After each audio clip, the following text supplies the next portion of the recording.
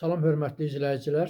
Mirzə Davud Hüseynov 1894-cü ildə Bakı şəhərində anadan olmuşdur. O, Bakı Ödənişli Şəhər Məktəbini bitirdikdən sonra Bakı Realna Məktəbinə daxil olur.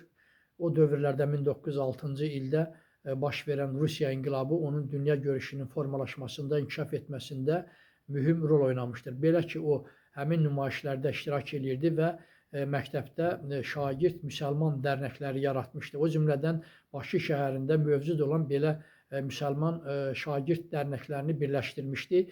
Belə şagird dərnəklərinin əsas məqsədi müsəlmanları Çar Rusiyasının zülmündən qorumaq idi. Belə ki, deməli 1913-cü ildə Moskvaya gedir, orada Kommersiya İnstitutunun İqtisadiyyat fakültəsində təhsil alır.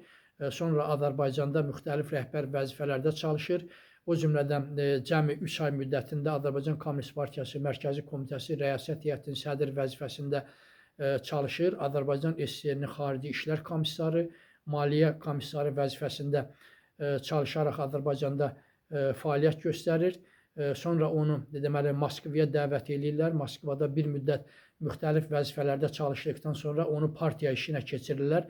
Belə ki, Mirzə Davud Hüseynov 1930-1933-cü illərdə Tacikistan Kommunist Partiyası Mərkəzi Komitəsinin birinci katibi vəzifəsində çalışmış. Bu müddətdə Tacikistanın mərkəzi şəhəri olan Stalinabadın deməli sənayeləşməsində, inkişaf etməsində mühüm rol oynamışdır. Onu da nəzərinizə çatdırım ki, Mirzə Davud Hüseynov Azərbaycanın Xalq Cümhuriyyətinin ilk baş naziri olmuş Fətəli xan Xoyskinin qızı Tamara xanımla deməli evlənmiş, ailə həyatı qurmuşdu. Çox sağ olun, kanalıma abunə olmağı unutmayın.